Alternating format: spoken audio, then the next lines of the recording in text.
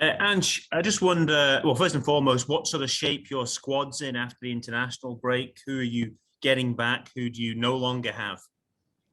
Yeah, so I mean, all the internationals got through it sort of unscathed, which is good. So they're all back, and got the last of them back today, and yeah, trained. So all the internationals have come through it okay. Guys who are in rehab, Juranovic is still sort of getting to the tail end of his rehab. The other ones, sort of longer-term ones, Julian Forrest.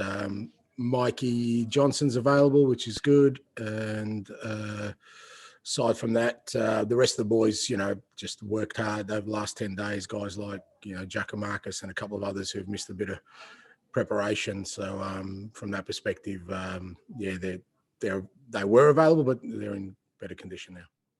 How have you tried to use the international break? Obviously, it can be disruptive, but is it a chance to take stock? Is it a chance to plan ahead, or is it just juggling all those things, or is it a chance to take some downtime for yourself?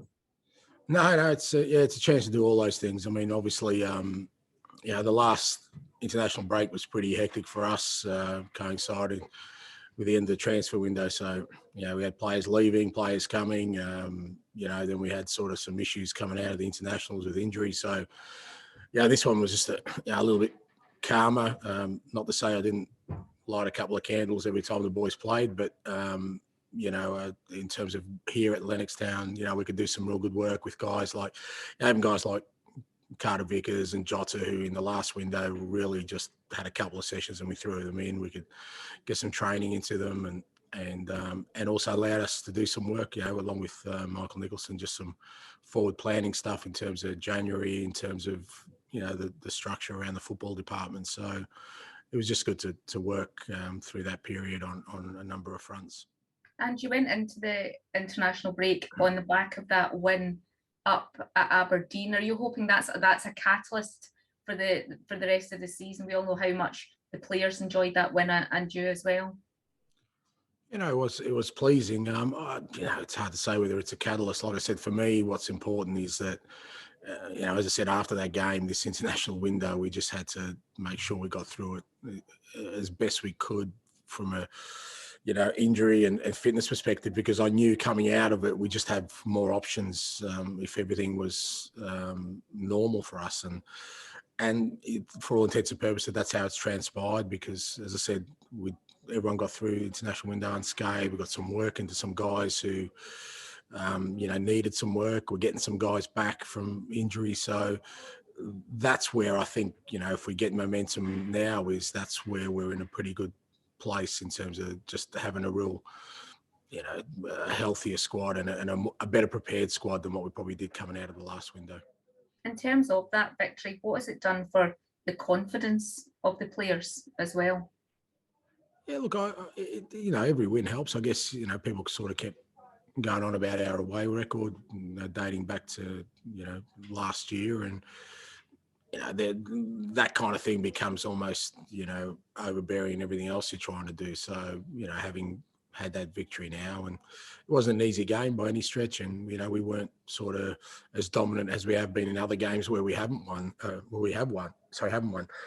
But, the manner in which we went about it, particularly at the end there, of just maintaining our composure, playing our football and getting a good goal at the end of it, I think, that helps confidence, but also helps sort of build belief into what we're trying to do.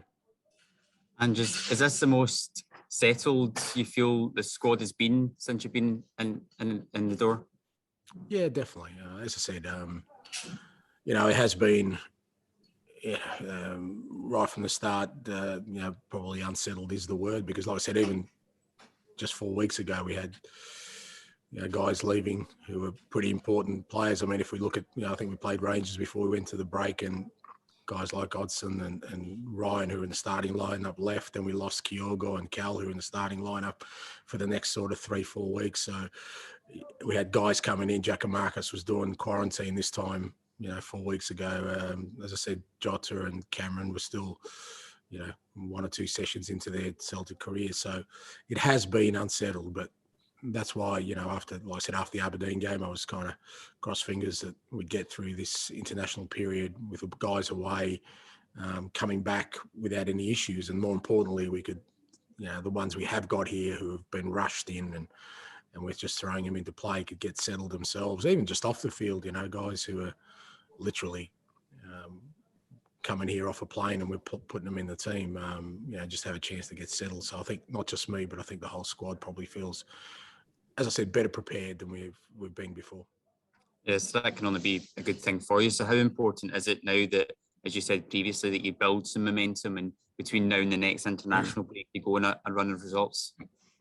Yeah, I mean, that's important. We just got to, maintain our performances. Our performances have been fairly consistent, probably, our performances have been more consistent than our results for a number of reasons. But yeah, it's important that we do get some momentum in this period.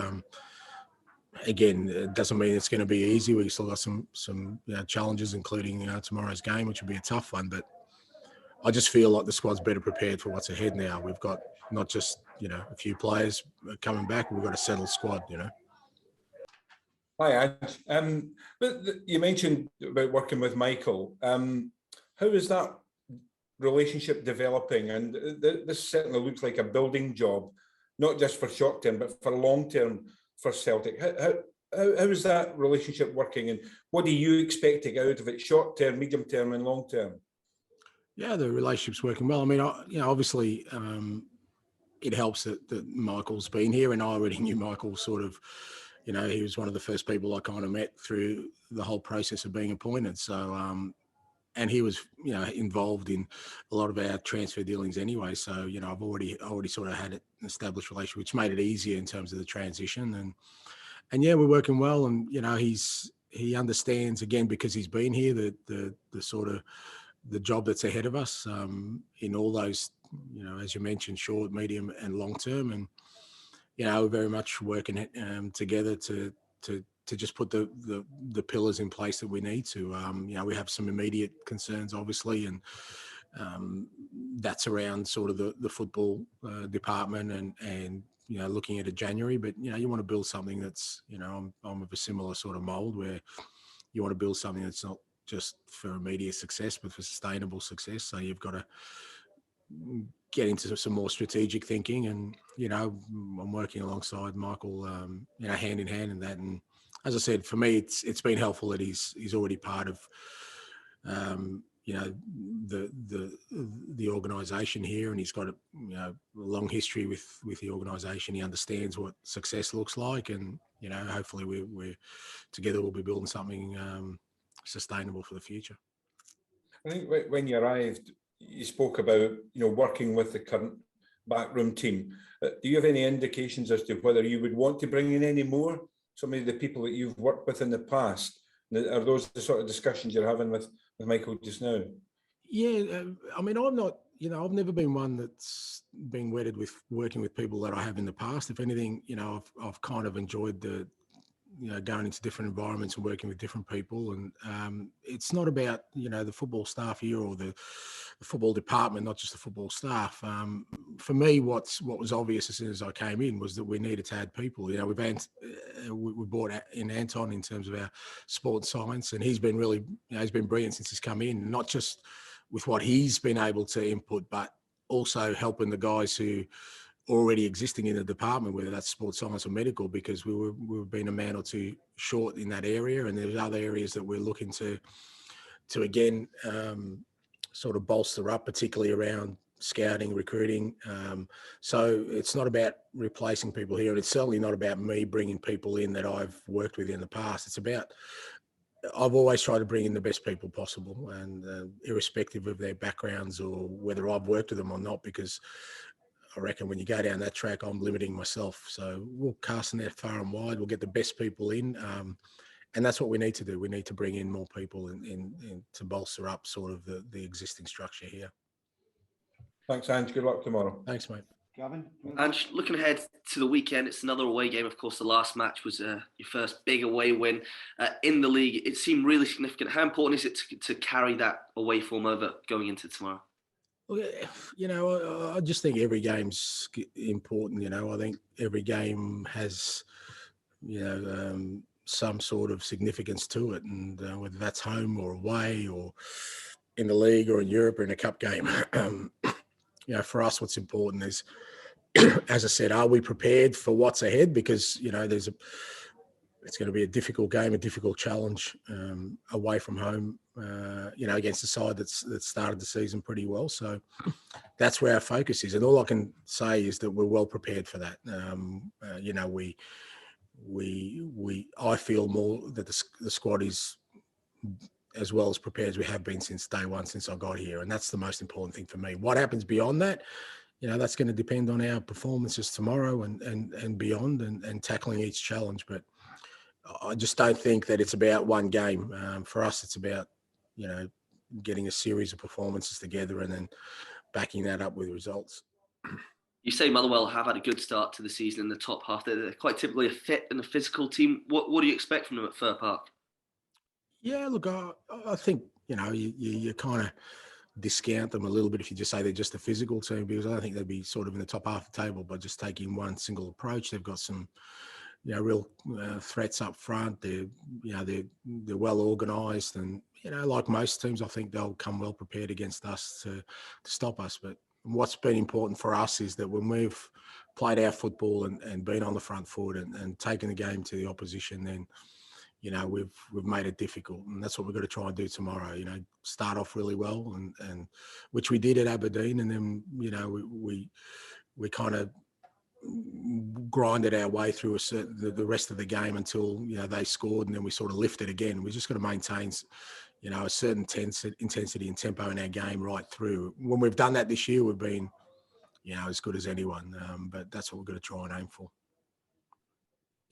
And it's just going back to Jacky Marcus, you've got some work into him. Is he where you want him to be now? Obviously minus the match fitness, maybe. Do you expect him to make an impact in the next few weeks? Yeah, that's the idea, and as I said, he missed the first part of the year, sort of pre-season, even with his club. It's not like the difference with, say, Cameron, Carter-Vickers, or even Jota. They were still training with their team in pre-season. George just missed all of that, and he came in, had to do quarantine. So, it was always going to take a little bit of time. So I'm really pleased that we got this 2 weeks into him, and I think he's happier in himself that, when he gets the opportunity now, he'll be much better prepared to make an impact. And that's why we brought him here. He's to make an impact. We really believe he's got the attributes we need. And again, just for me, it just makes, the world of difference knowing that, with him, Ajeti, Kyogo, Mikey Johnson back, Jota, Liel, Abada, Forrest not far away. Just, even on the bench tomorrow, we'll have a couple of attacking players that I can throw on and sort of help us with our momentum late in games, which we just haven't been able to do leading into this, into these games. And just going back to what you were saying about your chats with Michael, do you feel you have a clear plan for January, that you're on the same page there, that you're comfortable with, what you're looking for? Yeah, look, I mean, to be fair, the club's been really supportive of sort of what I believe we need, and very supportive of my sort of the direction I want us to take. And as a manager, that's all you can ask for, the organisation, that, not just Michael, but everyone else is supportive of the direction I want to take the club in all facets, in terms of, the kind of football we want to play, the kind of team we want to be, and the kind of players we want to bring here. And, from my perspective, that's the key thing. If I keep getting that support, then I'm really confident we'll bring in the right kind of players in January, which we need to help bolster the squad, and then have a real sort of good foundation for what's ahead, because there's no doubt that this has been a major rebuild. I don't think, that's not just an opinion, that's a fact. When you're bringing in 12 players in one window, that pretty much signifies that you're building something, completely new.